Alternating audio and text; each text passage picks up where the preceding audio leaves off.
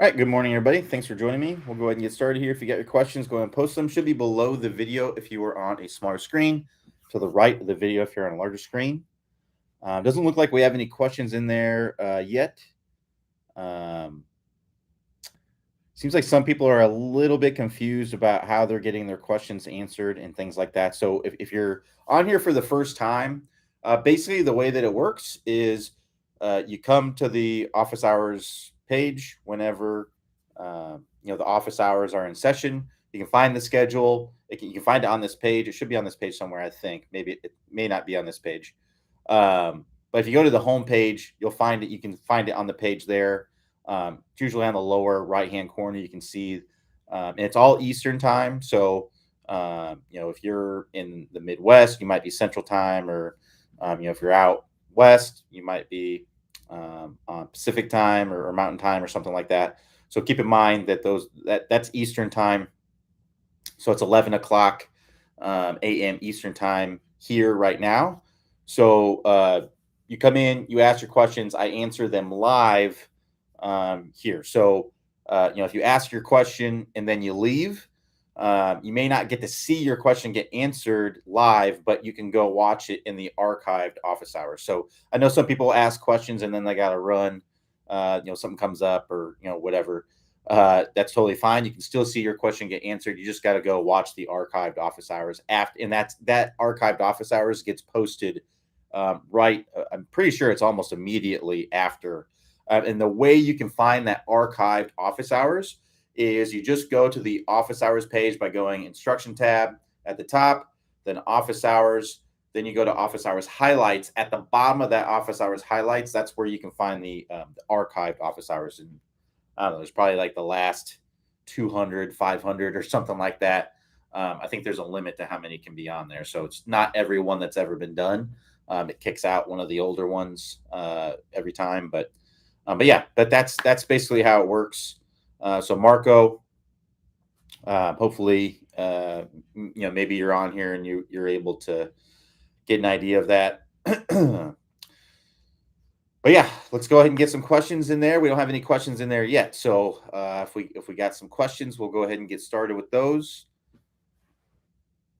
Just waiting on some questions to be asked because there's none in there yet. So let's get it going.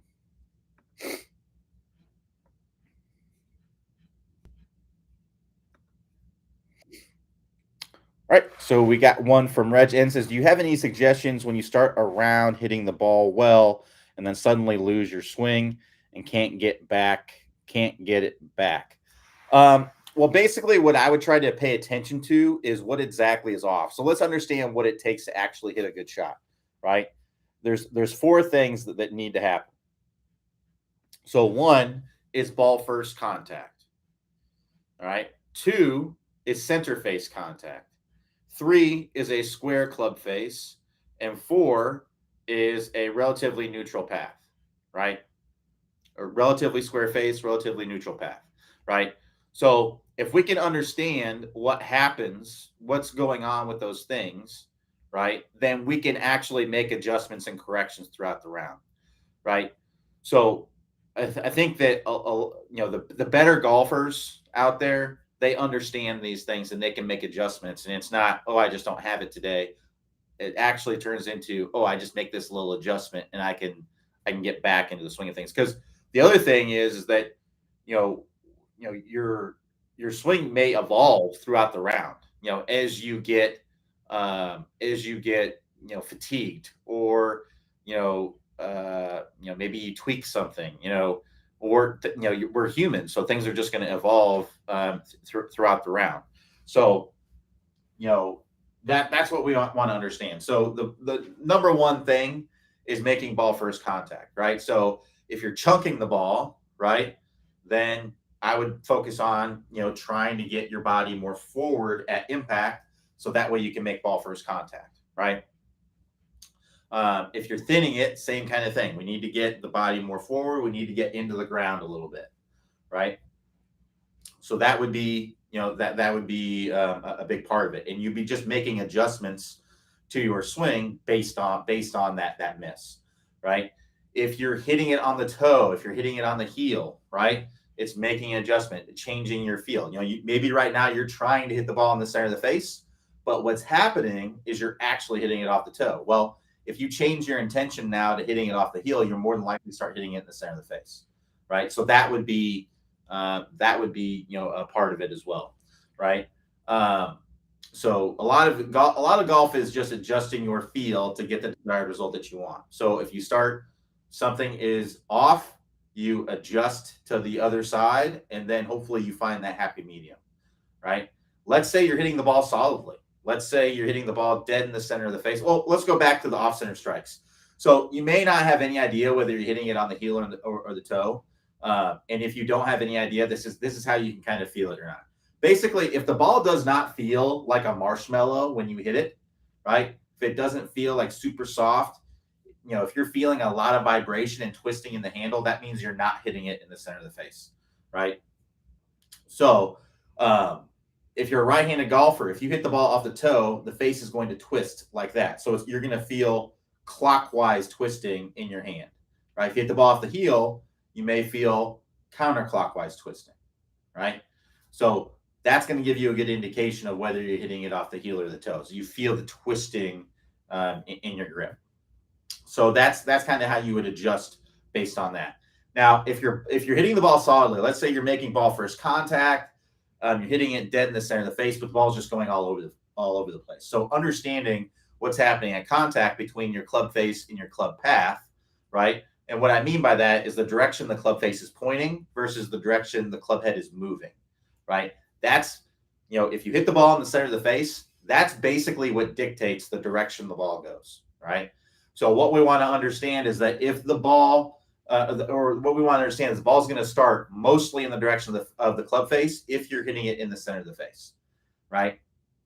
So that's why ball first contact and center face contact, that's number one and number two as far as if there's an issue with those because the rest of it doesn't really matter if you're not doing those things. If you're chunking it, hitting way off the heel, way off the toe, the ball's not going to go anywhere and it's going to go all over the place, right? So you got to make ball first contact. You got to make center face contact. Once you've made adjustments, whether it be weight shift, whether it be trying to hit the ball on the toe, if you're hitting in the heel or vice versa, right? And you're hitting it in the center of the face, and then it's going all over the place, right? Then we can look at where's the ball starting, how much is it curving, and what direction is it curving. That's what you look at, right? So the ball's going to start mostly in the direction of the club face, and that's going to curve away from the club path.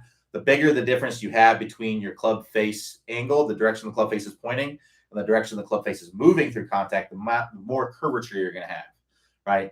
So what I would say is if you have a lot of curvature on your shots, right, then you need to change the club face, right? Because your club face is not lining up with your club path very much, right? So let's say I'm hitting it solidly, right?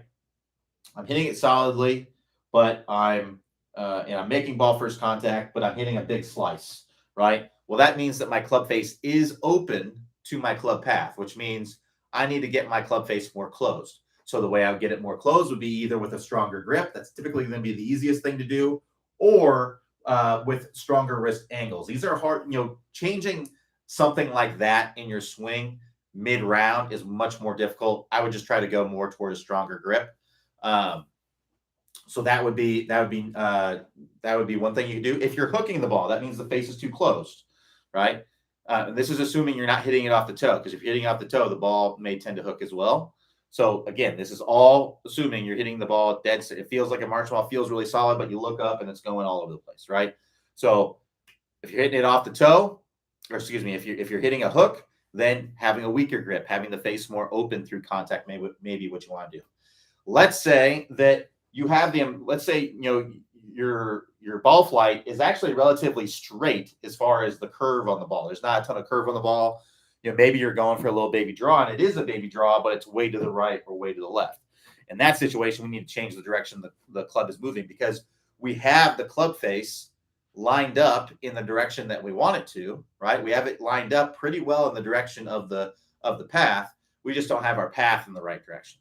So let's say you're hitting baby draws, but they're kind of starting left and then drawing a little bit to the left. So it ends up kind of like a little pole draw, right? Well, in that situation, I just want to swing more from the inside, right? I want to swing more out to the right to get that ball to start more to the right, because my club face is going to go with my club path when I do that, right? Let's say that I'm blocking it out to the right. Maybe you're trying to hit a little baby fade, and it is a baby fade, but it's starting right and then curving too much to the right. Well, I need to get my path a little bit more to the left if that is the case. So it's not it. I know it may seem like it's a big complicated thing. What am I doing wrong? But it really just comes down to those things, right? Make ball first contact, right? If you're not making ball first contact, you're hitting too far behind the ball, you're chunking it. You just got to get your body more forward, right? So that would be the adjustment that I would make. Not complicated, right? Just get your body more forward at impact, so that way the bottom of your swing arc is ahead of the golf ball, right? If you are hitting it on the heel or the toe, just try to hit the opposite side of the face to move it more to the center, and keep doing that until you actually start hitting the ball in the side of the face that you're intending to. Then at that point, you're essentially calibrated and you can go back to trying to hit the ball in the center of the face, right? Again, nothing complicated there. It's just all you're doing is adjusting your feel to get the desired result that you want, right? And then, if the ball is curving too much, you just need to change the club face, right? So if the face is too open, we need to get it more closed, a stronger grip. If the ball is slicing, right? If the ball is hooking, the face is too closed, we need to get it more open, having a weaker grip may be what you need to do, right? Again, very simple fixes that anybody can do, right? If my ball is curving the amount that I want and in the direction that I want, then but my ball is still not going in the direction that I want. I'm either kind of pulling it or blocking it or pushing it, right? Then I need to change my club path, right? If I'm pulling it, I need to swing more out to the right. If I'm blocking it out to the right, then I need to feel like I'm kind of pulling it to the left, right? These are all very, very simple changes that you make in the swing. We're not making big swing changes in the middle of a round. It's just simple adjustments that you can make to get you back on track. So that's really, really all it comes down to. I think a lot of people overcomplicate it and they try to think of like, okay, I need to do something.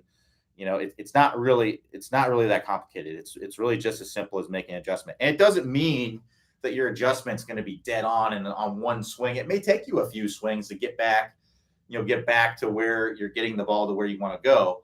And some days you may just not have a lot of control of it. And that's just the way it goes sometimes. Sometimes you just play bad. That's just part of it. You're not always going to shoot lights out, right? You're not always going to shoot. And I think a lot of people have this idea that they're going to go out and shoot within a few strokes of their handicap all the time. Everyone, I think we have to understand what consistency actually is, right? No one is consistent as I think people think that tour players are like crazy consistent. Like they just go out. Now sometimes they can get on a streak where, like I'd say, Lucas Glover's on that kind of streak right now, right? He's on a streak where he's just playing. He's shooting in the 60s basically every round, right? I saw some graphic where it's like the last 20 rounds or something like that. I think every score was in the 60s except for like 2 of them or something like that, right? So just lighten it up. He's on a tear right now. That's pretty rare, to get on that kind of tear. I think John Rahm was kind of on a little bit of a tear there for a while, and he cooled off a little bit. So it's just, that's just. But if you look at most golfers, they're going to have a 20-stroke difference between their best round and their worst round. And you look at pro golfers, they might shoot. I don't know. I don't remember who it was, but somebody shot. And Bryson shot like a 70 something not too long after he shot a 58, right? So, I mean, that may seem like he's wildly inconsistent, but the reality is that that's normal. It's very, very normal for that. I think people have the idea of consistency of being having like this tight scoring window. You're going to have about a 20-stroke window generally. And if you accept that as consistent, then you won't ever really think you're inconsistent.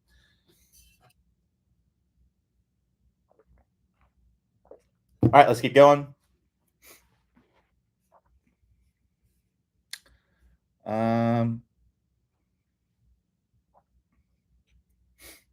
So Jerry R says, "Hi, could you please discuss the components of creating lag?" Yeah, so basically, lag is created by a few things. So one is the one that pretty much everyone would think of would be kind of wrist hinge, right? So this is what's called radial deviation. This is what gets the club to kind of work behind you. Well, first let's define what I would the way that I would define lag at first. So the way I would define lag would be basically the club head being behind your hands, right? Getting behind your hands. That's the club lagging behind your hands. That's what I would call lag, right? So this would be no lag, right? The club head's in front of my hands, right? Basically, my club is splitting my arms here, right? So if I do this, now the club is lagging behind me, right? So a lot of that is created by wrist hinging this club up, which is known as radial deviation. So you can think of that as the thumb up kind of position. So that's one thing that creates lag. Another thing that creates this appearance, what I would call the appearance of lag, is shallowing out the club, right? Whenever you see players that have this really sharp lag angle, like Sergio Garcia, for example, right? It looks like that club is coming in and it's going to hit his shoulder as he's coming down because he has this really sharp angle of lag. That appearance of lag is created by shallowing out the club, right? So if I show you, if I hold the club like this and straight out in front of me, right, straight up and down, I can create an angle with if I don't cup my wrist, which we don't want to cup our wrist, we don't want to create this angle in the wrist here because that's going to open up the club face. If I keep a neutral wrist where it's not, it's relatively flat there, and then I hinge the club up, this is basically pure radial deviation here. I can create an angle of roughly about 70 degrees between my arm and the shaft, right? Right. So you can see that straight up and down. That's going to create an angle. That's not a crazy big lag angle, right? We see a lot of players that have a lot more lag than that, or they appear to have a lot more lag than that. Well, the way that they create that lag is by shallowing out the club, right? So now you can see in doing that, that has created a sharper angle there, right? So that's part of what creates that angle. And then the next thing is a change in direction of the club. So we have, when we're bringing this club back, right, there's going to be momentum of this club moving in that direction as my hands change directions and go that direction. That creates lag. So if we do those three things, we hinge, right, we hinge up, we shallow the club, and we have a change of direction in the swing, right? If we do those three things and we use the momentum of the club to create that lag, we can create some pretty crazy angles of lag. Now you don't need to have a crazy angle, Sergio Garcia. If you're naturally kind of getting a Sergio Garcia level of lag, that's great. But I wouldn't try to go for that because again, most people just aren't going to be able to do exactly what he's doing for several reasons. Sergio really shallows out the club a ton, and most people just aren't going to be able to shallow out the club that much, nor need to, or have the because the more you shallow out the club, the more you have to be able to rotate through contact. And Sergio can rotate really well through contact, and most golfers just aren't going to be able to rotate like he can through contact. So we wouldn't even want to have that much lag in the swing. But if we combine those things, right, you can see how I can create a pretty sharp angle of lag in the swing. So I would say the two main things that people need to do is shallow out the club to create the lag, because almost no one I've ever seen doesn't hinge the club up enough. In fact, I see players that kind of hinge the club up too much, right? The club is too hinged at the top, so they don't have the change in direction. So the two main things that I see that people need to work on to get lag in the swing, to get that appearance of that sharp angle lag from face on. One is shallowing out the club, because if you're coming down steep, you're just not going to appear to have as much lag. And two is the change of direction. The change of direction is a major one that a lot of people just don't do. What a lot of people do is they overhinge the club at the top, then they kind of throw it out to start. So it's kind of casting, right? So we want to get a nice change of direction. So when we get the club, we do this in the power turn course when we want to get a nice wide takeaway. If you hinge up the club right away, you're going to have a much harder time getting that change of direction, right? So we want to have a nice wide takeaway. I want to have my hands clear of my legs by the time the club's parallel to the ground.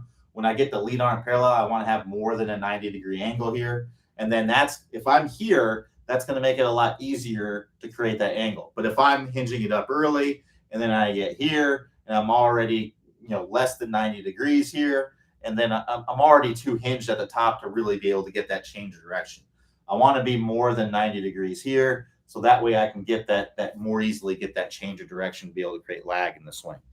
But if you're looking to create lag in your swing, we actually have a whole course that is dedicated to this with multiple levels. You work through these levels, you're going to be able to create lag in your swing. Clay talks about a lot of this in the top speed lag course. So if you're interested in that course, click the instruction tab, then click the top speed golf system. You can go to the top speed lag course from there.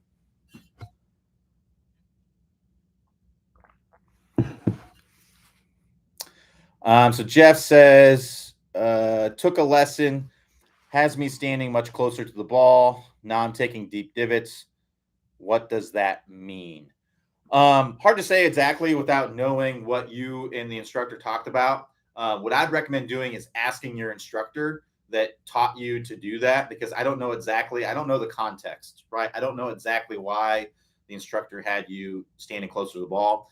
If you are taking deeper divots and you are making ball first contact, that just means that the bottom of your swing is more than likely more forward of the ball and also more below the ball. That's all that really a deep divot means. Now, I don't know what you were doing before, and I don't know what standing closer to the ball, what that has done to your swing or how that's making you react.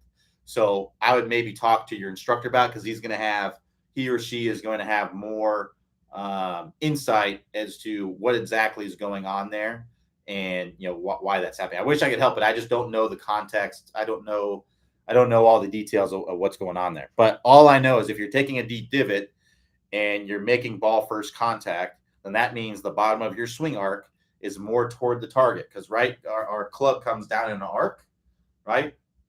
And the bottom of that arc is going to be more toward the target and more below the ball. That's going to create a deep divot. So all I can really tell you is what creates a deep divot. Why you're doing it or why your instructor is having you stand close to the ball, I don't know, because unfortunately I just don't know the context. Sorry, I wish I could help, but I just don't know the context. I would recommend asking the instructor. They're going to give you be able to give you an answer that's going to be specific to you, because they know what's going on with you. All right, so John S says, any advice on how to get everything turning efficiently? I don't stand up in the swing, but sometimes I forget to rotate. Yeah, I would recommend working through our power turn course. That's all about getting basically turning our body efficiently in the swing. So if you work through the course, if you forget to do something, it just means that it's not something that's ingrained in your swing. It's not something that's automatic that you don't have to think about. So it means you need to train it, and you would need to train it through the power turn course. So if you get through the power turn course, you work through level 1, you do the reps there, level 2, level 3, you're not ever going to forget to rotate. It's just going to happen automatically without you even thinking about it. So I would recommend working through the power turn course. So that way it becomes second nature. It becomes ingrained in your swing. To get to the power turn course, click the instruction tab, then click the top speed golf system, and then you can go to the power turn course from there. So Troy says, I can hit the ball just fine during a practice on the range, but when I play a game, I tend to tense up and hit at the ball. I don't have lag, and that causes a lot of inconsistency. Do you have any suggestions? So a couple things there. I get questions like this all the time where I hit the ball well on the range, but I don't on the course. So one thing is that I would never, ever, ever expect to hit the ball as well on the course as you do on the range, because it's just not the same, right? There's a lot of factors there. So when you're on the range, you're hitting the same club over and over and over. Sometimes not even at a target, but maybe you're hitting at a target, but it's the same target over and over and over.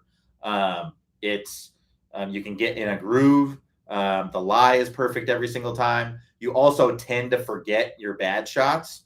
a lot of people tend to think they hit the ball much better on the range than what they actually do, because they tend to forget the bad shots and just remember all the solid ones that they hit. But when you're on the course, you remember the bad shots the most, because those are the ones that you wish you had back, right? Those are the ones that typically caused you to have a higher score, or things like that. So, a lot of times when you're on the range, you hit a bad one, you just forget about it. You roll over another ball and you try again, right? You forget about it. But that doesn't happen on the course. You hit a bad shot on the course, you top it, maybe it goes in the water, it's a penalty stroke, you end up making double or triple or something like that. You don't forget that, right? You're going to remember that shot for a while. So, and you're hitting the same club over and over at the same target, perfect lie, rhythm, all that stuff. So that's just the way it goes on the range. So what I would recommend doing is try to make the range as much like the course as you possibly can. Add pressure, right? Try to add some sort of pressure. Play a game with a buddy on the range. Try to add pressure in some sort of way. I know it may seem silly, but if you hit a poor shot, you may, say you have to do 10 push-ups or something like that, or donate to a charity that you don't like. Donate an amount of money that you're not, necessarily comfortable with, to a charity that you don't like, right? Or something like that. Those are all things that you can do to try to add some pressure to your range game. Hit different clubs over, don't hit the same club over and over. Hit from different lies. If you're hitting off of obviously if you're hitting off of a mat, it's going to be the same lie every single time. But if you're hitting off of turf, hit one out of a divot, right? Hit one, where it's not a perfect lie. Drop the ball, don't roll it around. Maybe pick it up and just drop it, and you have to play it basically as it lies, as it sits there, right? Hit to different targets. Don't take time and go through your routine between every shot, right? One thing that I like to do is I like to kind of play the course in my mind. If it's a course I know, right? I know, okay, number one, that's OB left. There's a bunker over here. I'm seeing the bunker. I'm going to start it at the bunker, and I'm going to draw it off the bunker into the middle of the fairway. Right. So I'm going to step in. Maybe I'm picking a yardage marker out there to be the edge of the bunker, and I'm going to try aiming at that and draw it off of that. Right. And then I have an idea like, okay, it's, I got 60 yards to the left. If I go too far left, that's going to be OB. Right. So I'm playing this in my mind, and I'm going over it in my mind, and then I try to execute it, right? And then the next shot, if I hit a good one there, I know I'm going to have like a pitching wedge into the green. So I'm seeing the green, and maybe I'm seeing the pin on the left. I'm going to go through my routine. I'm going to try to execute the shot. The good part about this game is you make all the putts, right? So once you've hit it on the green, you make the putt, and you go on to the next one, and you go through the same kind of routine. So that's a way to kind of help you to translate what, even then, it's not the exact same, right? It's still easier to do that on the range, but it's at least making it closer to what's happening on the course. So that's what I would try to do. I just try to make your range practice as close to the course as you can. So that way you can get better at that, and then hopefully translate that to the course. So Mike B says, I'm working on increasing my shoulder turn, but when I use the larger turn, I hit big hooks or pushes to the right. I go back to a shorter shoulder turn. I then go back to a shorter shoulder turn. How do I correct this? So when you make a bigger shoulder turn, it sounds like you're swinging too much into out with a closed face. So what I'd recommend doing, now this is fairly common, because if I don't take much of a turn, here's my swing, right? And let's say or here's the top of my swing, right? So from here, let's say that you've managed to get that club to work relatively on plane into the ball, right? Well, if I take a bigger turn, right, now my hands are over here, they have more depth. And if I make that same downswing to the ball, that club's much more from the inside, right? So what I would try to do is try to feel like you're hitting a big slice when you get a big turn, right? Big turn, and then I would feel like you're almost coming over the top with an open face. try to hit some big slices and then tone that down to get a more straight shot. And I would also make sure that I would film yourself when you're making a big turn to make sure that you're not lengthening your swing in a poor way, which would be losing your spine angle. I find a lot of people when they try to make a bigger turn, what they actually end up doing is they end up leaning their body toward the target, right? And then from there, you may tend to do some funny things. So I'd make sure that you're still you're in a good spine angle away from the target, the top of the swing as well. But if you video your swing, you'll have, you can video your swing when you're just making what your shorter turn and kind of see what that looks like and how that creates straighter shots. And then look at your swing in bigger turn and kind of compare and see, you will more than likely see your spine angles are off, right? If you look from face on, or you'll see that your club may be too much from the inside. You also might be hitting it off the toe with a bigger turn, right? So if you're not hitting it solidly with a bigger turn, and you're hitting it off the toe, that can create the block. So if you hit it extremely off the toe, the face will twist open a ton and it'll just flare out to the right.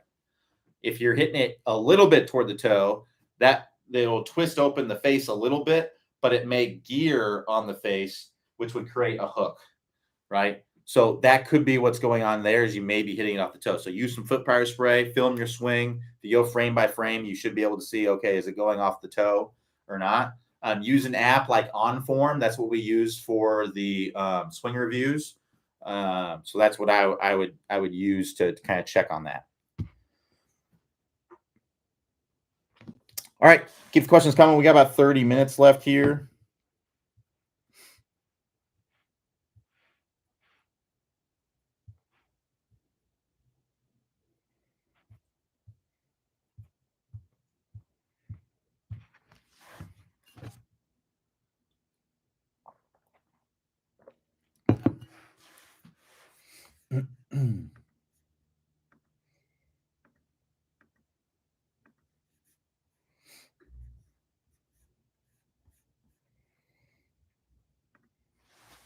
While you guys are coming up with questions, I'm just going to be doing some of my other work. So.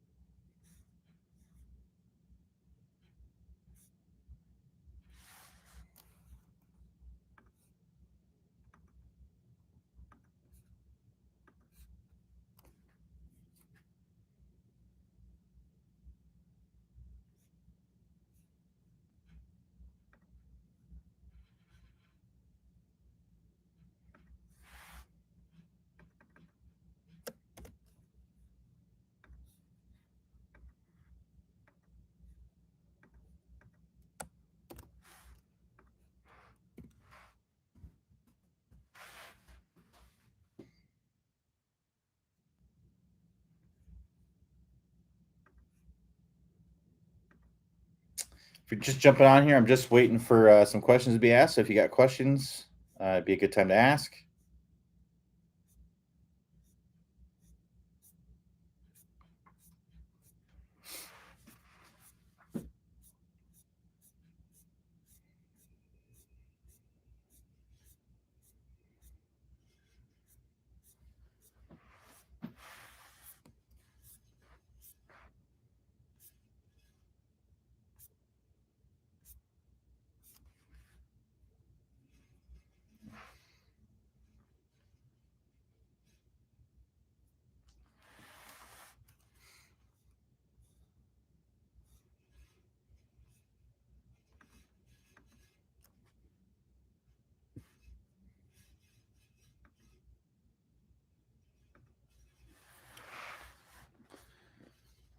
So Mike B says, I'm back. I'm a bit of a slider as well. I've started concentrating on using my arms a lot more on the downswing, less body, and it's working well. What's your thoughts on predominantly arm swing? So you're really using your both, right?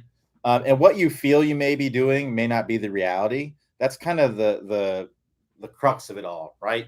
You may feel like you're doing something, but the reality is you're not. You really are using both, right? So, if you're someone who kind of over rotates, get your arms too far behind you, it may be better for you to think more of kind of keep the arms in front of you and use more arms. If you're someone who doesn't turn your body and just kind of lifts the club up and you need to turn your body, right? So, it's not your arms aren't the dominant thing in the swing. You may feel like it is, but that's not the reality of what's going on. So got a question from looks like somebody's email here. Hi Q, pre-round routine, warm up versus working on specific skill. What do you do to get the feel before a round? So I'm not working on anything before I go into a round. So that's first and foremost. I wouldn't be working on something in your swing. The point of a pre-round warm-up is just to warm you up and prepare you to play the round, right? So what I'll do is I'll start out with some short wedge shots just to kind of get moving a little bit. I'll start out at like 30, 40 yards, then go up to like 40, 50 yards. One thing that I like to do is like I'll see, maybe there may not be like a ball out there on the range, but I'll just try like a 30-yard shot, right? And I'll try to hit to that spot. And then the balls, after they rolled out, right, they might go like 40 yards or something like that. Then on the next few, I might try to hit those balls, right, with the next swings. And then so on and so forth. And basically, I work up to almost a full wedge, right? So that's and once I'm basically at a full wedge, I'm ready for a full swing. Then I'll hit some 7, 8 irons. And again, I'm not trying to hit anything hard. I'm just trying to, hit, see what kind of ball flight I have that day. You may find that, when you're trying to make a balanced swing, you're trying to hit straight, you keep, maybe it's a little heavier draw than you're used to, right? And then that's just something I'm going to keep in mind. Like, okay, I've got a little bit of a heavy draw today. I'm not necessarily going to try to correct it, right? Now, if let's say that I'm normally a draw hitter, but everything's kind of slicing while my face is open, right? I might just make an adjustment to my grip to get the face a little bit more closed to see if I can get it to start drawing. So basically what I'm looking for is like, what kind of ball flight am I going to have that day? Is it going to be is it going to be a baby draw? Is it going to be, is it going to be an overdraw, or is it, anything like that, right? So that's all I'm trying to do there is try to figure out what kind of ball flight, how's my ball flying today? And keep in mind, range balls can also be a little bit weird, right? If you get a ball with a cut on it, I would just kind of make sure that, okay, I've hit a few in a row that maybe draw a little bit more than what I like. Let me just weaken the grip a little bit here and see if that makes a difference. And if it doesn't, then you're just going to hit a heavy draw. Like, you just know that that's what the ball flight's going to be, or that's what you're taking from the range to the course. And when you get on the course, you may not necessarily do that, but that's kind of giving you an idea of where you're at. So I would start with 8, 9 iron full swing. Then I'll go to like 5, 6 iron full swing. Then I'll hit some hybrids full swing. Then I'll hit, maybe hit a couple 3 woods. Then I'll hit my driver. And again, I'm just trying to see I'm not working on anything specific. I'm just trying to see what kind of swing. I'm just trying to prepare myself to play what kind of swing I'm going to be bringing to the round. Ideally, I would go to the chipping green as well. Kind of get a feel for some chip shots. Landing on some spots. Hit some that are kind of like the standard. Hit some that are kind of low spinny. Maybe hit some that are kind of higher and softer. That sort of thing. I'd like to hit a few bunker shots. One that I may want to that be a little bit longer that I maybe try to run out. One that maybe be a little bit spinny, shorter one. Just try to hit some different bunker shots. Just get a feel for the sand, get a feel for being able to hit those shots. Then I'd like to get on the putting green. When I get on the putting green, I just like to find a dead straight putt and just kind of hit a few short dead straight putts, and then I'll work around, kind of go to 8 feet, hit a few of those, 10 feet, 12 feet, and then I'll do some long ones, try to get a feel for the lag putting, right? But it's really just to prepare you for the round. I do not recommend trying to work on specific things in your swing or drill, because you're just not going to have the time. Like that's not the amount of time that it takes to change something in your swing, right? You have to train it, right? It's like going to the gym. So now you may be reinforcing some things that you're working on, right? So if maybe you're struggling with chunk shots, you may be kind of reinforcing getting a good weight shift, to the lead side, but I wouldn't be working on anything, specific. It's just to kind of prepare you to play.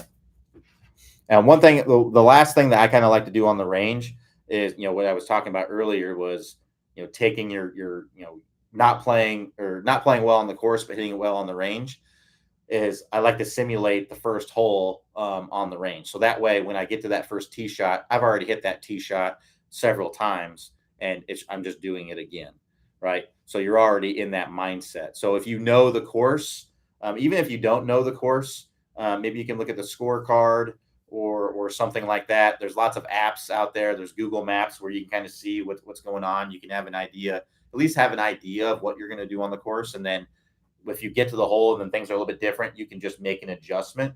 But I would try to have an idea of what you're going to do on that first hole, what your game plan is, where you're going to aim it, what kind of shot you're going to hit, and all that stuff. What club you're going to hit. It may not necessarily be driver or something like that. So that's what I would recommend doing. So that way you're already in that mindset to get started.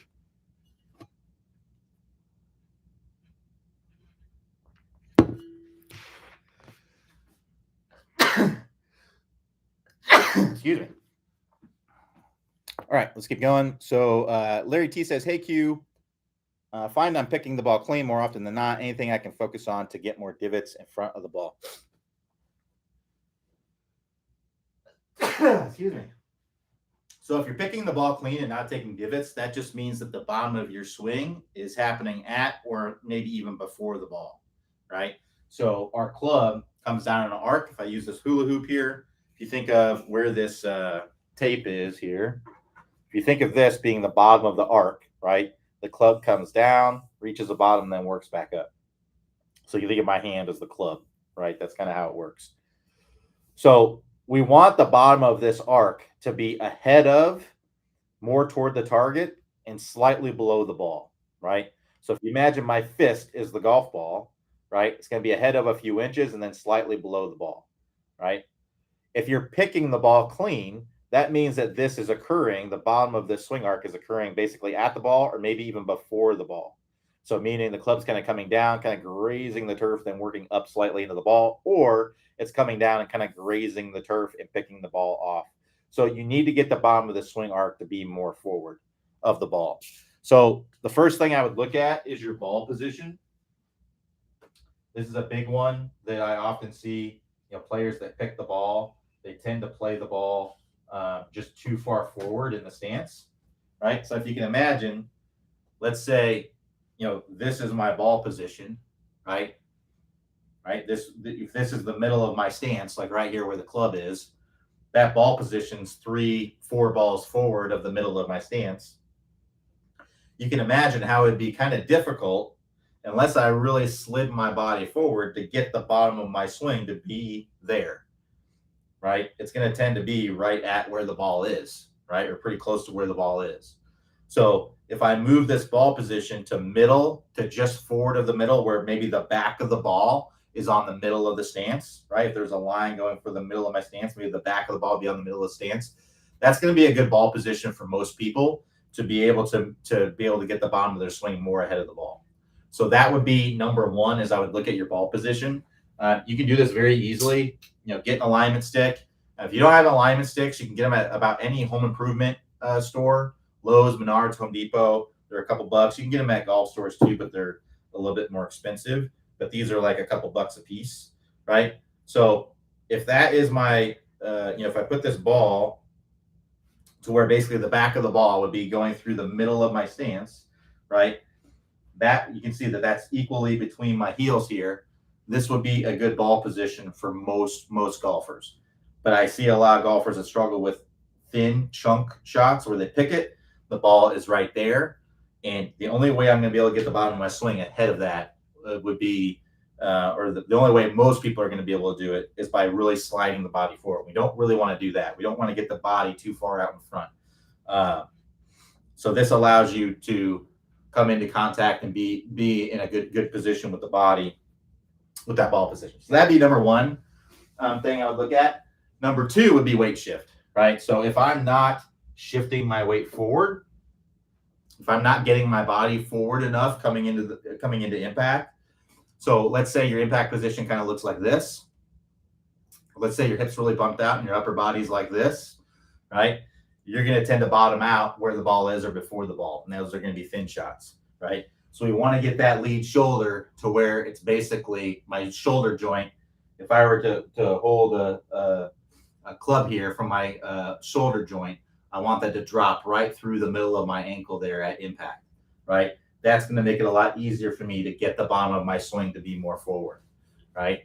So that would be one. The other one would be backwards shaft lean. Now, I repeat, this is not lack of shaft lean. If you have some shaft lean, if you have any shaft lean at all, you can get the bottom of your swing to be more forward with ball position and proper weight shift, right?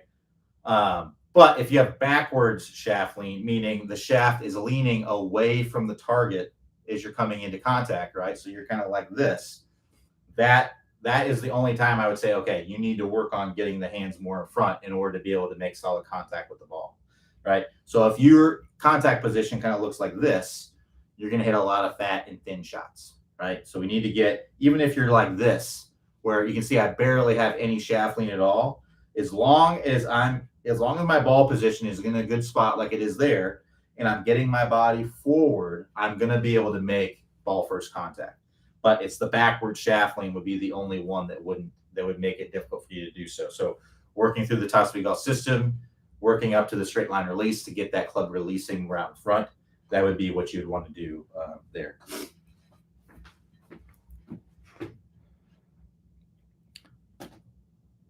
All right, I'm going to take a quick break for a second, and I will be right back to answer more questions.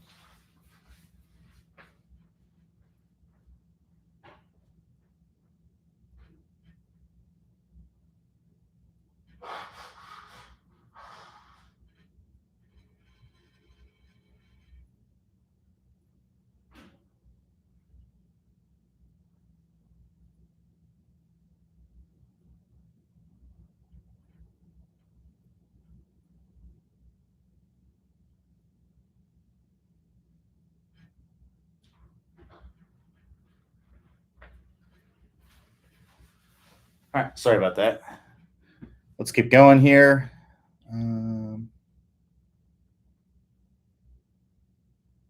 So WWCA says, when hitting irons, how will slightly adjusting ball position impact contact? I tend to top the ball. So it's kind of going back to what I was talking about earlier. If the ball position is too far forward, that can lead to topping, right? So if your ball position is too far forward, you could be kind of hanging back. Your club's bottoming out here, and then the club's kind of working up too much as it gets to the ball, and then you top it, right? It could be your ball position could be great, and you're just not getting down to the ground, right? And you could be topping it, right? Because I can have my club bottoming out perfectly in front of the ball, but if it's not low enough, then I can top it, right? I can have my club where the low point is 3-4 inches in front of the ball, but if I'm not down enough to the ball, I'm going to top it, right? So what I would first do if you're topping it is I would really try to make sure you're staying in the shot and you're hitting the ground. You're making ground contact. Now, if you're making ground contact and and it's not too much ground contact where you're not hitting, digging a trench into the ground. It's just like you're taking a divot, a normal divot, but you're hitting behind the ball. Then you need to get the low point more forward, right?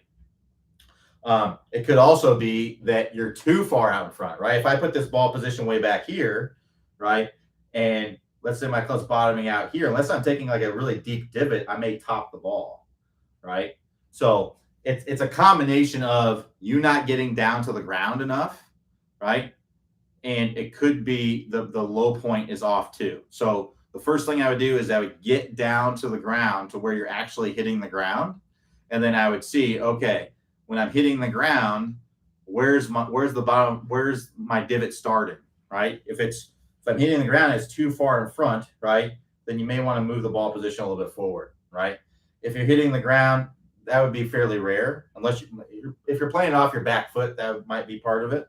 And then if the bottom, if you're making ground contact too far before the ball, then you may want to move the ball position more. Basically, middle to one ball forward of the middle is going to be a good ball position for pretty much anyone, any recreational golfer for hitting a shot off the ground, any club.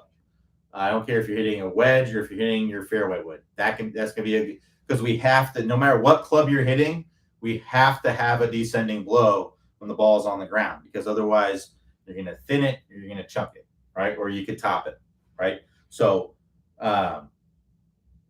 playing that ball position, middle to just forward, the middle can help you.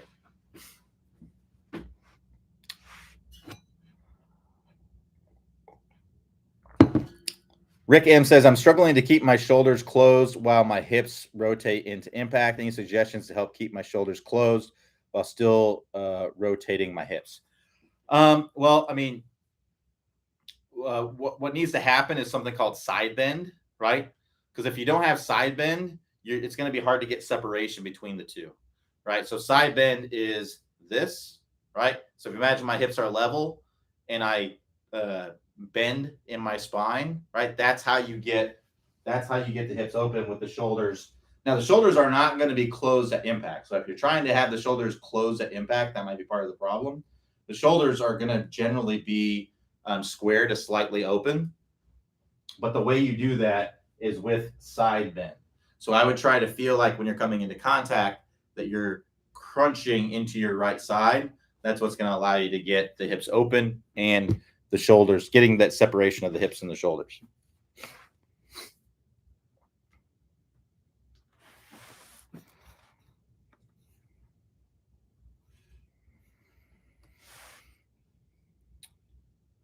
All right, we got a little less than 10 minutes left if we have any more questions.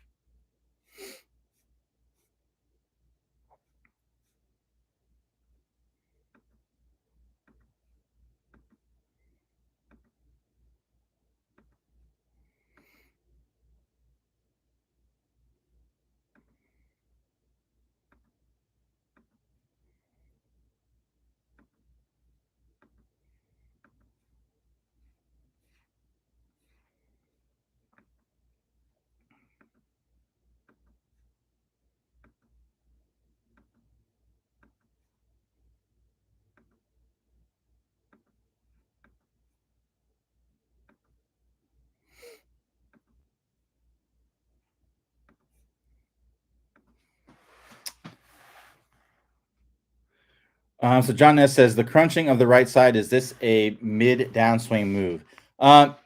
It's a gradual downswing move. So it's starting in the beginning of the downswing and it gradually happens as you come down to the ball, right?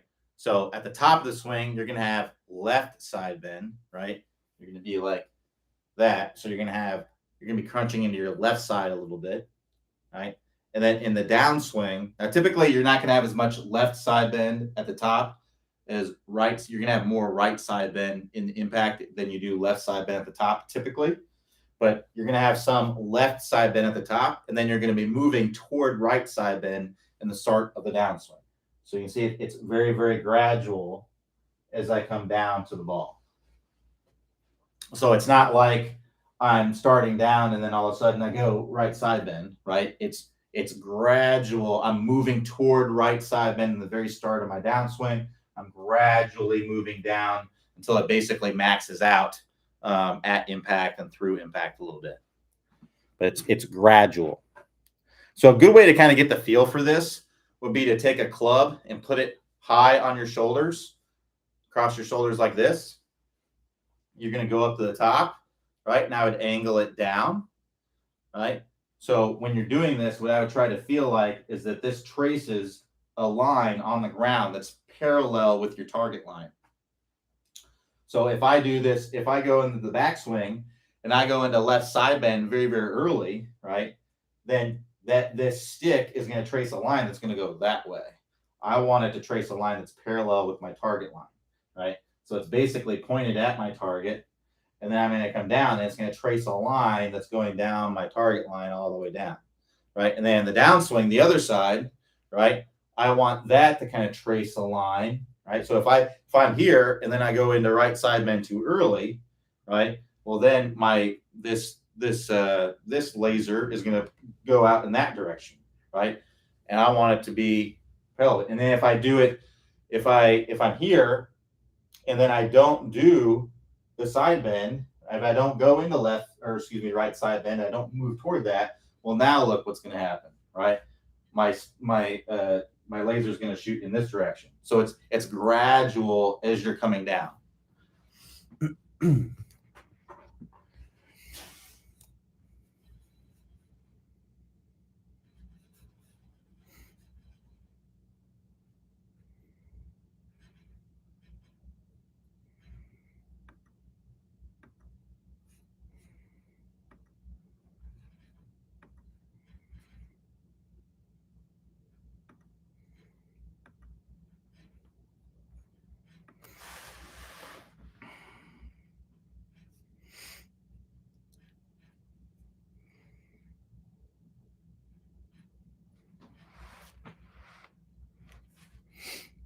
All right, we got a couple minutes left. If we have any more last minute questions, I do have to go right at noon. So if you got a question, please get it in as soon as you can.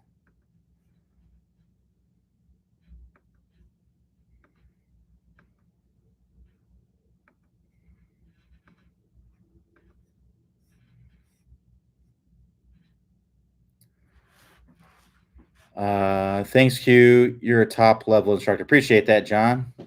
Thank you much. Hopefully that helps.